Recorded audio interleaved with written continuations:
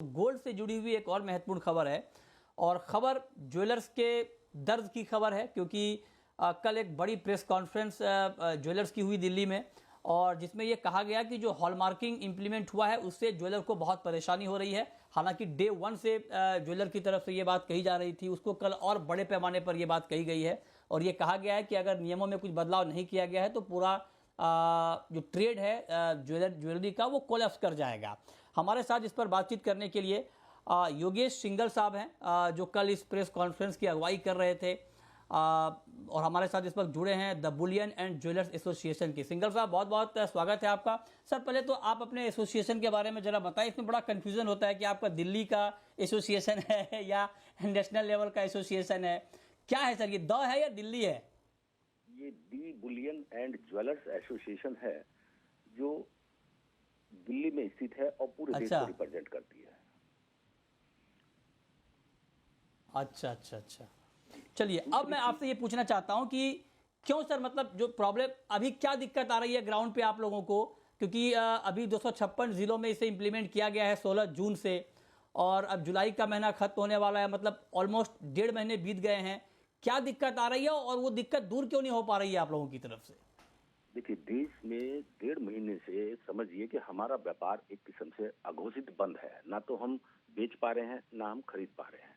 उसका कारण है जो नई प्रणाली ये लगाई है सरकार ने, BIS ने, उसके तहत समय ज्यादा लग रहा है। मतलब 5 से 10 दिन का समय हॉलमार्क में लग रहा है, जो कि पहले सेम डे एक ही दिन में वो मिल जाता था जेवर। तो उसकी वजह से बहुत कठिनाइयां जो है ना ज्वेलरी इंडस्ट्री में आ रही है और उसके साथ साथ उस जेवर में घटत हो रही है, घिसते हैं जैसे उसको तो घटत होती है, टूट फूट होती है और कहीं ना कहीं ज्वेलरी को डैमेज भी हो रहा है। तो ये सबसे बड़ी परेशानी इसके अंदर है। दूसरी चीज, एडवाइजरी कमेटी, सरकार की ने एक एडवाइजरी कमेटी बनाई हुई है, उसमें 3 सदस्य हमारे ज्वेलरी के प्रतिनिधि हैं और वो बात मतलब वहां पर बराबर सरकार से कर रहे हैं। सोमवार को भी उनकी बात हुई थी, तो उसके बारे में भी उन लोगों को हमने बताया कि भी सरकार क्या चाहती है, लेकिन उसके फैसले आने में, डिसीजन आने में वो देरी हो रही है। इंडस्ट्री उहापोह की स्थिति में है कि वो किस तरफ जाए।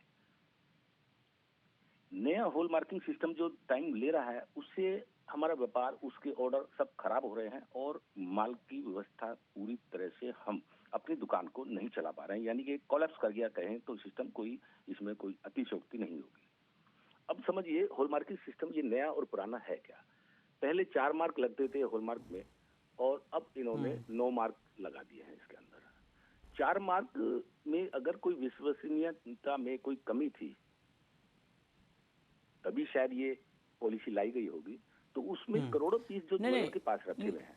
अच्छा, नहीं, एक बात बताइए आप सिंघल साहब, एक बात बताइए सर, आप जो बात कह रहे हैं कि बहुत दिक्कत आ रही है ग्राउंड पे और कोलैप्स हो गया सिस्टम, ठीक है, आपकी मान लीजिए सारी बातों को मान भी लिया जाए, तो सर ये बताइए कि आखिर फिर तो जो बात आप लोग कह रहे हैं, ऐसे में तो फिर हॉलमार्किंग मैंडेटरी हो ही नहीं पाएगी। मतलब आप कुल मिलाकर ये कह रहे हैं कि हॉलमार्किंग के जो भी नियम है ये आप लोगों को परेशानी बढ़ाने वाले नियम है, और हॉलमार्किंग की बात कोई आज से हुई तो नहीं है, ये बहुत लंबे समय से ये बात हो रही थी, वक्त बहुत दिया गया आप लोगों को, कितनी बार तो तारीख बढ़ गई है इसकी।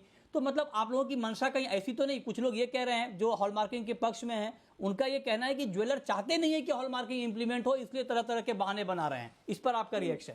नहीं, देखिए, पूरा देश का एक एक ज्वेलर हॉलमार्किंग चाहता है और अपनी शुद्धता अपने ग्राहक को अच्छी देना चाहता है, इसमें कहीं कोई दो राय नहीं है। लेकिन इसके अंदर आपको 2 चीजें समझनी होगी।